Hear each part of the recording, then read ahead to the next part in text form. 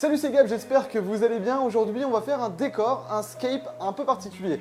On va essayer de faire de l'aquaponie dans un aquarium, c'est-à-dire qu'on va faire une sorte de paludarium, une partie aquatique, une partie terrestre. Aujourd'hui, on va donc voir comment faire cette sorte de paludarium, cette aquaponie, je ne sais pas trop comment l'appeler, vous allez voir ce qu'on va créer. C'est tout simplement un aquarium qui sera fermé sur le dessus avec une partie aquatique, une partie terrestre, un petit peu comme on peut faire dans les terrariums, en version très simplifiée. D'ailleurs, je commence par remercier Tanguy de la chaîne Toupette et tout simplement, particulièrement Cactus Cactus. Toutes les plantes que vous allez voir quasiment dans la vidéo sont des plantes qui viennent de chez Cactus Cactus. Donc voilà, je suis super content de pouvoir les mettre dans l'aquarium, enfin dans le paludarium, je sais toujours pas comment l'appeler. Mais en tout cas, voilà, je les remercie énormément Cactus Cactus pour toutes ces plantes. Ça va vraiment permettre de faire quelque chose de sympa avec de la diversité de plantes, etc. Bref, j'ai trop envie de faire ça. Cette idée, elle est vraiment venue parce que j'ai la possibilité de le faire avec ces plantes-là. Maintenant, il n'y a plus qu'à attaquer le projet. Alors déjà, vous voyez derrière moi, c'est une cuve Aquael. C'est les cuves qu'on retrouve à Truffaut. Ça, c'est une extra clear que j'avais acheté il y a maintenant quelques temps. J'ai déjà Skype avec vous il y a de cela quelques mois pour un de top. Je sais plus qui y avait dedans, je crois que c'était les 6010 qu'on avait dedans. Et donc voilà, là aujourd'hui, on va réutiliser cette cuve-là pour faire un nouveau projet. Donc c'est une cuve, comme je disais, extra clear. C'est pas une très grande cuve, elle fait 80 de long par 35 par 40 de haut. Donc c'est une centaine de litres, 112 litres je crois de mémoire. C'est des cuves qui sont vraiment pas chères, de qualité plutôt bonne. Les joints sont pas incroyables mais ils sont propres. Voilà, c'est pour moi une très bonne cuve à petit prix qui est franchement très sympathique. Donc c'est de l'extra clear, une belle transparence, etc. Bref, vraiment pour moi une cuve qui est plutôt pas mal. Dans la cuve on va donc faire à peu près 50-50. Une partie à 50% d'eau, donc on va avoir une cinquantaine de litres et le reste d'air. Le bac aussi on va le couvrir sur le dessus avec du polycarbonate pour avoir vraiment une chambre qui soit fermé et où l'humidité reste enfermée. L'objectif c'est de ne pas avoir à agir dessus. Moi j'aime bien quand tout est automatique, quand l'humidité d'elle-même, la condensation permet d'humidifier les plantes et que tout fonctionne tout seul. Après il y a juste besoin de nourrir les poissons qu'il y a dedans, mais en soi voilà, il n'y a rien d'autre à faire. Pour les poissons, il faut qu'ils soient assez pollueurs parce qu'en fait du coup ce qui se passe c'est qu'on va mettre des plantes avec des poissons. Les poissons vont permettre de faire des déjections. Ces déjections-là vont aller polluer l'eau et l'eau va être filtrée en partie, plus un filtre évidemment, par les plantes. Les plantes vont donc se nourrir de ces déjections-là. Et en plus de ça, pour optimiser une bonne croissance des plantes, le mieux c'est de l'eau osmosée.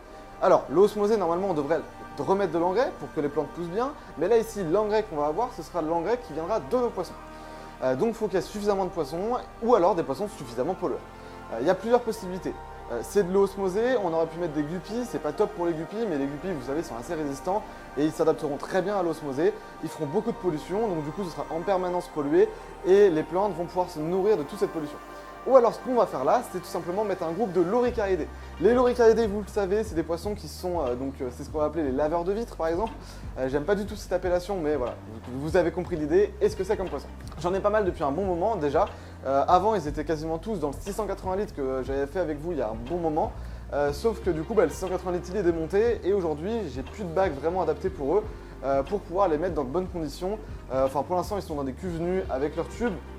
C'est déjà très bien pour eux, il n'y aura pas de problème tant qu'ils ont accès à du bois, etc. et qu'il y a une bonne qualité d'eau, il n'y a pas de souci. Mais j'aimerais bien leur proposer mieux que ça et donc ici on va refaire une sorte de biotope pour eux avec les meilleures conditions pour eux, donc eau osmosée, pH bas, etc.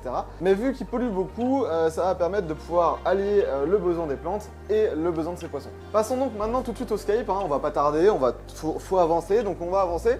Au niveau du scape, donc je voulais utiliser ce genre de racines. On va donc utiliser ce genre de racines. Il faut savoir que les loricaridés adorent le bois. Donc on aurait pu utiliser plein de racines différentes, mais en tout cas il faut une bonne concentration de bois parce qu'une partie des loricaridés est xylophage.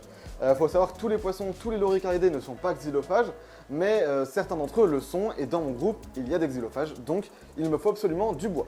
J'avais donc la possibilité sur la boutique Aquabiotope, évidemment vous le savez comme d'habitude, de toute façon tout vient de la boutique. C'est des Stump Wood, c'est un bois que j'adore, vous le savez très bien, mais je me suis dit qu'aujourd'hui j'allais un peu changer et je venais justement de recevoir des nouveaux bois et c'est ce qu'on va appeler du Savannah Wood. Donc alors ça c'est le nom commercial de la racine, mais c'est du Savannah. Elle fait 4-5 kg celle-ci, elle est vraiment big et en fait je m'étais dit, vous allez voir ce que ça donne. Voilà, là elle est vraiment posée de façon simple, mais en fait elle colle parfaitement par rapport au projet. C'est-à-dire que sur toute la partie, les côtés, on va vraiment avoir un espace de nage libre pour les loricaridés. Il faut savoir que les loris ont quand même une bonne activité la nuit. Donc ils auront une bonne surface de nage. Et puis on a toute cette surface dessous la racine qu'on va pouvoir cacher avec des roches, avec des tubes pour pléco. On va en reparler un peu après. Et puis après toute cette partie cachée par cette branche, on va pouvoir exploiter vraiment voilà, toute cette surface avec la partie aquaponie. Donc pour l'aquaponie, moi ce que j'aime bien utiliser c'est de la sphaigne. Donc je vais prendre des récipients en plastique percés pour que l'eau puisse circuler à l'intérieur et les caler ici avec à peu près un tiers qui va toucher l'eau. Donc en fait il y a la partie de la sphaigne à sa surface, elle ne sera pas forcément trop humide mais le dessous sera bien détrempé et par capillarité l'humidité remonte dans la sphaigne. Donc il ne faut pas mettre la sphaigne complètement sous l'eau, il faut mettre qu'une seule petite partie. Donc là moi je mets à peu près un tiers. Mais du coup voilà, justement vu qu'il y aura un tiers dans l'eau et le reste hors de l'eau, bah, ça permet vraiment de cacher cette surface là et d'avoir les plantes à partir d'ici quoi. S'il y a des plantes qui arrivent directement à pousser, bah, sur les racines ici on pourra en cacher un peu partout dans toutes les infractuosités du bois. Donc franchement je pense que on est pas mal du tout. La seule chose par contre que je vois maintenant sur le Scape qui va être dommage, c'est qu'on n'a déjà pas beaucoup de possibilités de création. C'est un bac qui va être assez simple dans sa conception, c'est-à-dire qu'on aura des roches, des cailloux et globalement un peu de sable et voilà, c'est tout ce qu'il y aura avec les plantes qui seront mises en valeur. Mais on va dire que le bac est surtout là pour essayer de proposer aux poissons un bon espace de nage. Donc au niveau de la racine, évidemment, on va la laisser comme ça, donc on va la déplacer légèrement après. Ensuite, pour le substrat, alors je cherche où est-ce que j'ai mis mon seau, juste ici. Pour le substrat, on va utiliser du coup le sable aquabiotope, évidemment comme d'habitude le sable de rivière, j'adore ce sable, il est extrêmement fin donc pour les loris c'est parfait, bref, vous le savez évidemment je vais utiliser ce sable là. Alors vous m'avez complètement dévalisé dans le stock sur la vidéo du 4000, aujourd'hui j'ai plus rien de dispo, j'ai plus que quelques sacs en 5 kg.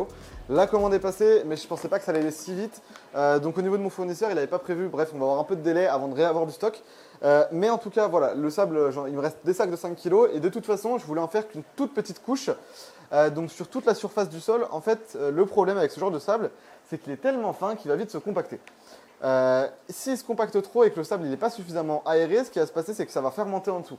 Nous, c'est ce qu'on veut vraiment pas. Donc il faut vraiment mettre une petite couche. Et en plus de ça, moi, au niveau esthétique, vu qu'on est vraiment sur un décor très épuré, très simple, je préfère avoir qu'une simple petite couche. Ça va aller dans la continuité de la création de l'aquarium.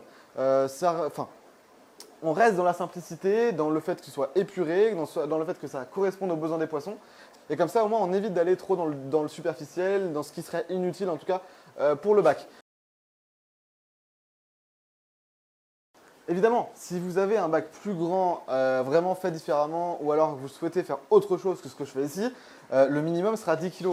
Ici, comme je vous l'ai dit, je veux que quelques millimètres d'épaisseur de sable, donc en mettant 5 kg, c'est suffisant. Si vous voulez planter des plantes dans le sol, évidemment 5 kg, ça suffira pas. Ici, pour notre usage, moi ça me convient, c'est parfaitement ce que je veux.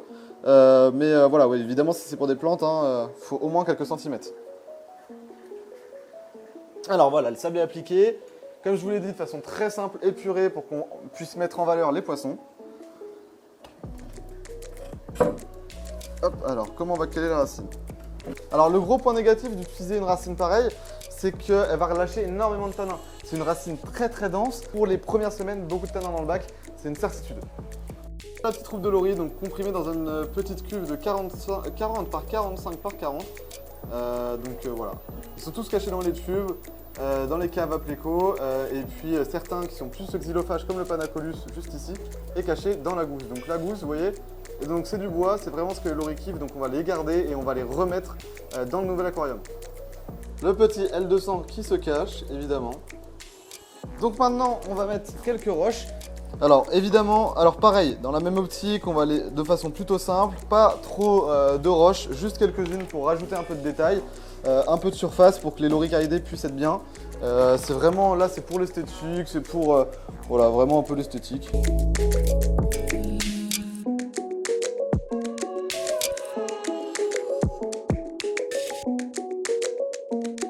Aujourd'hui c'est vraiment un fonctionnement simple, c'est juste de mettre en valeur ce système d'aquaponie dans le bac. Donc là vous voyez mon tuyau il est connecté à une pompe qui est dans un petit bassin dessous le 4000 litres, donc juste derrière moi là, enfin derrière vous du coup. Sous le 4000 litres, j'ai mis une cuve de 200 litres avec laquelle je mets, que je remplis d'eau osmosée. Donc j'ai ma petite réserve. Là ici, j'ai connecté donc, tout mon petit système d'arrivée d'eau. On va lancer la pompe pour qu'on remplisse le bac donc à peu près à moitié avec de l'eau osmosée.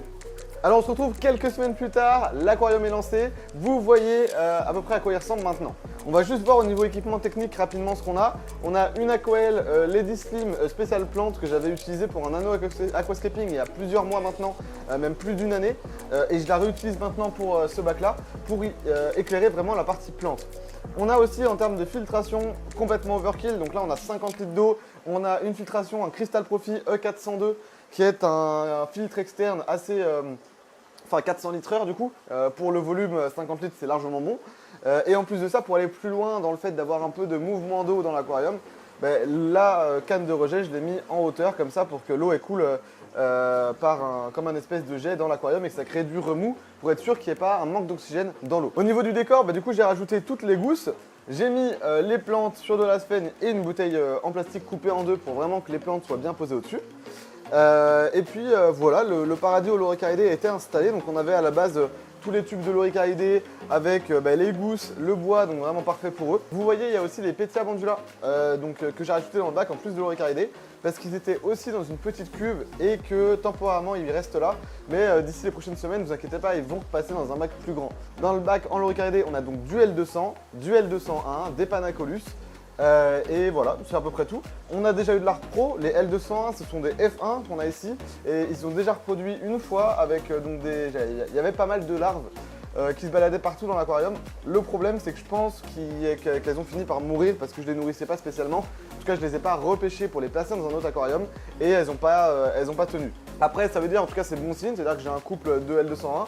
Donc dans les prochaines semaines aussi, je les passerai en aquarium de reproduction parce que j'ai bien envie de tenter la reproduction et ce sera le sujet d'une vidéo je pense. Mais en tout cas voilà.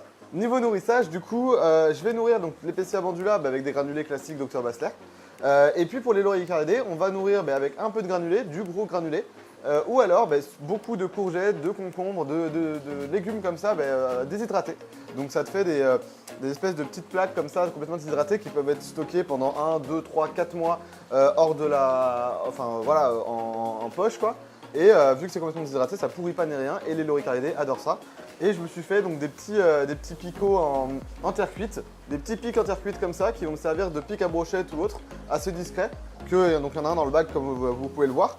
Et en fait ça me permet simplement de hop toc, on passe à travers le légume déshydraté, je le mets comme ça va directement au fond et c'est assez discret et le loricaridé vont les manger petit à petit en quelques jours. Donc moi je trouve que c'est une bonne façon de nourrir mes loris, ils kiffent bien, c'est assez discret le petit pic comme ça, donc tout est bon pour moi. J'avais un œuf de Bicapérou et des Skeletto. Et malheureusement j'ai eu un parasite à cause de l'humidité, il y avait trop d'humidité en fait qui s'est développé et donc un espèce de spore qui a attaqué justement que ces deux plantes là et qui m'ont tué ces deux plantes là. Donc je suis un peu dégoûté, mais bon c'est le jeu, je suis pas expert non plus en termes de plantes dans ce genre de conditions. Donc voilà, mais je préfère vous le dire, je suis un peu déçu quand même, mais c'est le jeu je pense et pas de chance quoi. Au niveau du bac, vous voyez donc la quantité de tanins qu'on a ici, on en a pas mal et ça c'est uniquement la racine, donc ça vous permet de vous rendre compte que le Savannah Wood ça va vraiment relâcher énormément de tanins. Mais après moi le rendu je le trouve très joli et les poissons s'en déplaisent pas du tout, donc je suis très bien et très content de voir ça. Tous les poissons se portent bien, donc c'est le principal j'ai envie de dire. Et puis au niveau de l'hygrométrie ambiante dans la box, du coup ça marche bien, il y en a eu un peu trop comme je vous l'ai dit avec les plantes. Avec le sport qui s'est développé, mais bon je trouve que ça fait ce que j'attendais de ce bac là. Et puis les plantes, à part le problème que j'ai eu, se plaisent bien et grandissent bien. Donc les résultats finaux, moi le bac je le trouve très sympa, je pense qu'il va rester longtemps comme ça. Parce qu'en fait le style justement racine centrale très épuré avec quelques plantes, je trouve ça vraiment sympa. Et puis les loris s'y plaisent bien. Donc je pense que ça va pas devenir... Alors pour l'instant il y a beaucoup de loris quand même, donc je vais leur faire un bac spécifique, ce sera le sujet d'une vidéo aussi. On va faire un beau bac spécial loris avec une bonne surface au sol, pas mal de cachettes, etc. Mais cet aquarium là restera peut-être un aquarium de grossissement pour loris, étant donné qu'on a toutes les bonnes conditions.